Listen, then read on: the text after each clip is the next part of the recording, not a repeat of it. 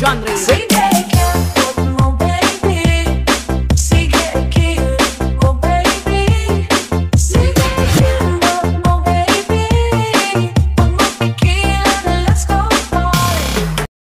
Hello guys. Punta na kami sa SM pero dito kami ba dadaan sa Bagong Bridge. First time ko pupunta dito.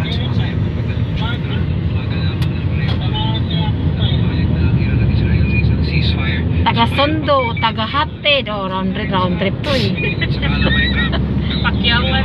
Oo.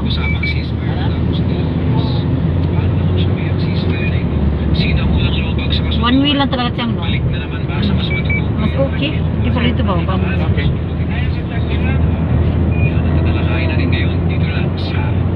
Hindi guys, kasi damit ako sa tayo mga pa rin, no? Ganun tayo. Walang arte ka pa, ang init. Pwede mo po. Sa US military base na nasa Qatar. Samahan niyo lang kami magbiyahe papunta ng SM. Ang Iran at Israel sa isang ceasefire. Ang sa wakas ay matapos na ang tinawag ni Trump na 12 Israel matapos ang 12 oras. Bukod dito ay sinabi pa niya na ini-expect niya na permanente ang ceasefire na ito at hindi pansamantala lamang.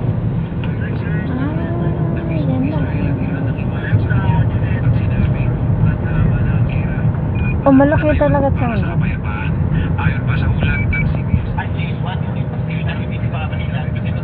Magbayad para pa kami ng tulpa. Matapos ang pagpapadala ng Iran ng missiles sa airbase. Ganun pa kami.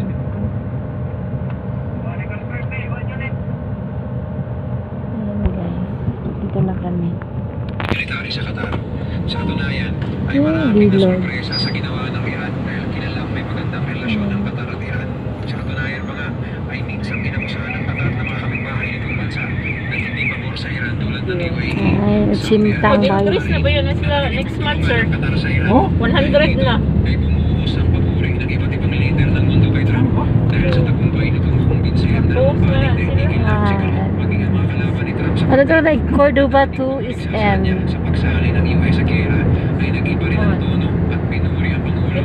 Subalit pinandalihan lamang pala ang ceasefire na ito.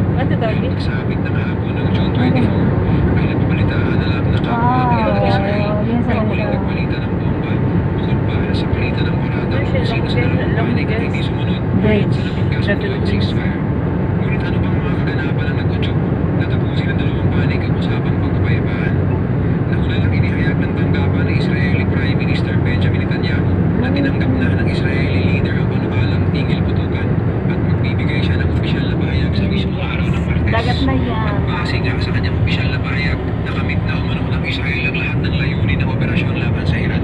Natanggal na ng Israel ang dalawang immediate threats sa kasarinlan ng Israel dahil tagumpay na nasira ng IDF o Israeli Defense Forces ang nuclear capability at ballistic missiles ng Iran. Ayon pa sa pahayag ni Netanyahu, dahil dito ay pumayag na ang Israel sa panukala ni Trump para sa bilateral ceasefire, bagamat may mga opposition politicians sa Israel na hindi sumang-ayon sa pahayag ni Netanyahu at sinabing hindi pa nagawa ang lahat ng kanilang objective. Ingon ang bata, uy Sa pagpayag nito sa ceasefire deal dahil ayon pa sa mga politiko at tanging kasunduan lang Kain na sila, gida bata? Gidado ako buog. Buko yung lagi nga magawa sa kasawa.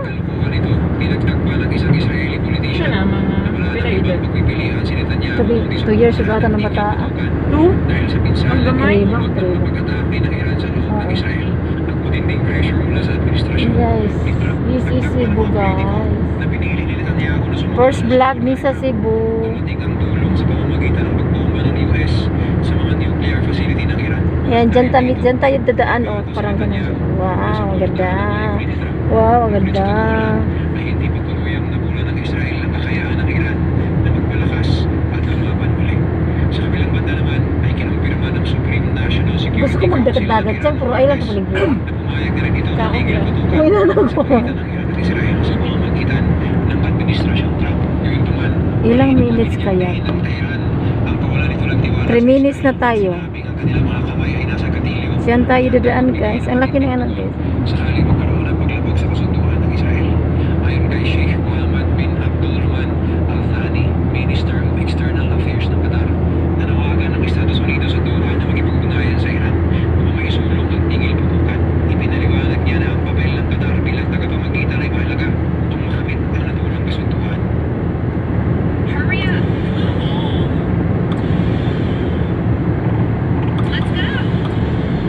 i-vlog ko ito ang gila. At kanya ako gamiton. Kaya transfer. Dili. Direct na siya din. Pwede naman siya i-kuan. Dili na ako mag-edit. Namo kay main channel dire. Mamaw na di ka mag-edit. Oo. Sa likod ng tigil putukan, nananatiling aktibo ang Estados Unidos sa diplomatikong Ang aspeto SIM pa kanan. Taiwan. Taiwan. Oh, dito na ka maka-download ang At mapa. pero mga download. Pwede ko siya i-ano. Ay, pwede. Pwede siya i-ano sa kumay ano, i-upload ko. Meron din ko premiere ugma. Ha? May premiere ako ugma. Premiere? Yeah. Di ka ano po, sabi.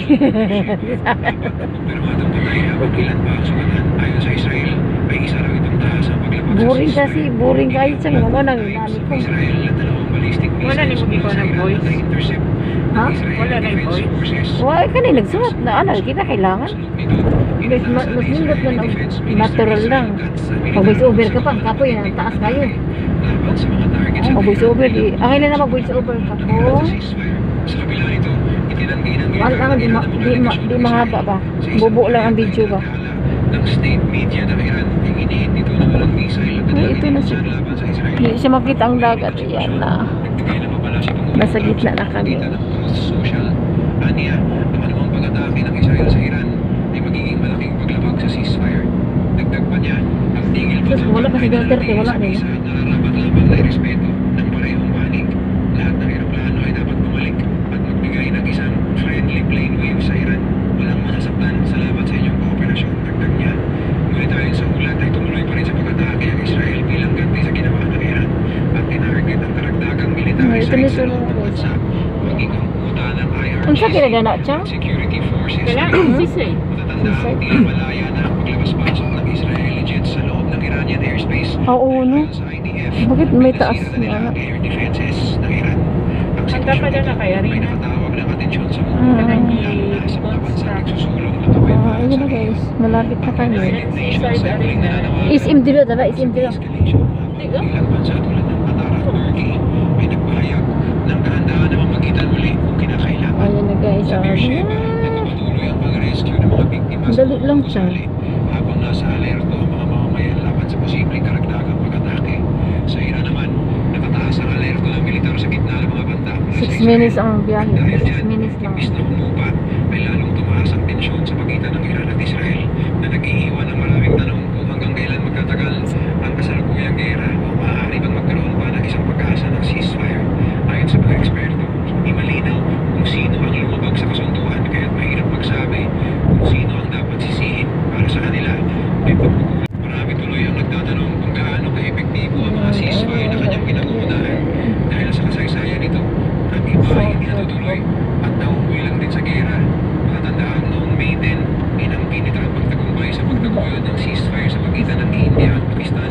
Matapos ang apat na araw ng palitan ng missiles at drone attacks sa pagitan ng dalawang bansang may nuclear arms. Ngayon naman, ilang oras matapos ang kanyang pag-anunsyo, iniulat ang mga paglabag sa kasunduan. Noong January 15, inihayag ng Administrasyon Trump ang isang ceasefire upang wakasan ang gera sa Gaza.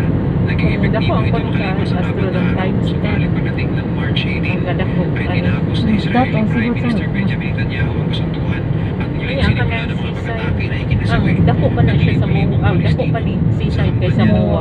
Ang dako man na idakan na magyud sila sa Moa dito. Mas dako pa. Russia at Ukraine sa unang araw ng kanyang panunong. Nag-vlogger daw ni Iwan. Ang seaside, dili man motor ni mo ilakadlaw. Eh, dako din mo siya. Pwede na ganyan sa tuloy mo ate kay kung nag... Hindi, alam ko na. Saan ka nang katungurag na ay dagat-dagat tayo mga Isda. Oh, sana. Sisay? Yeah, likod dapit sa seaside sa likod. Ako sila isuro dito. Kana Tigil ang pagsabog malapit sa kanyang bahay at narinig ng libo-libong tagapakinig ang tunog ng mga bomba habang siya'y nagsasalita. Bakit talaga? Samantala, si Ali Reza, 27 anos, Yung turn na tangare ha, di man ta. Layo mag yung turn na nga to. nagsabing, wala pang gabing tulad nito. Ang mga tunog ay napakalakas. Nakikita Pwede namin raw ang sa apoy at dito, usok sir. mula sa aming bintana. Hindi namin Asa? Umuwi pa kami bukas ng umaga. Layo na yan to. Din na nawalan sila ng Mas doon kuryente na sa rin. kanilang Mga Ah, pagkangat na Habang namin napabalita ng Ano? pagkukuha ng dalawang Tayo sige ka bahala. Marami ang nagtatanong kung may tigil putukan Para di tayo madungkol. na mangyayari. At kung ito man ay mangyari, isa Oo, lamang naman may kung dapat nga. samantalang pahinga. Mula sa Gawas mga naman nasa- sa dyan. Okay.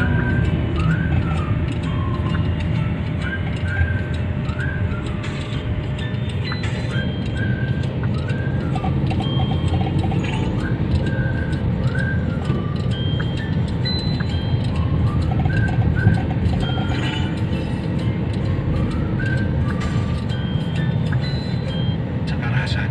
Sa kabilang banda naman, sa Beersheba, Israel, naguna ng surveillance video ang isang missile na tumama sa mga residential building sa lungsod noong Martes. Ang footage na napatunayan ng The New York Times ay nagpapakita ng mabilis na paparating na missiles bago ang malakas na pagsabog na nagdulot ng makakapal na usok sa kalagitan. Ang video mula sa pangunahing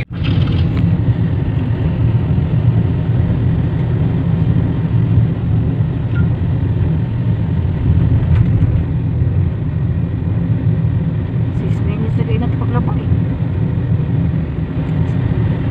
6 minutes at siya.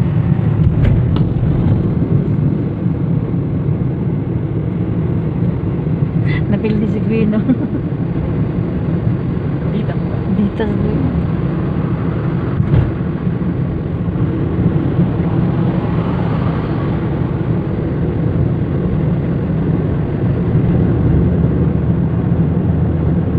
Dito lagi ni siya Chang. Lumaya na dyan ka ng ano. Dito na po ako.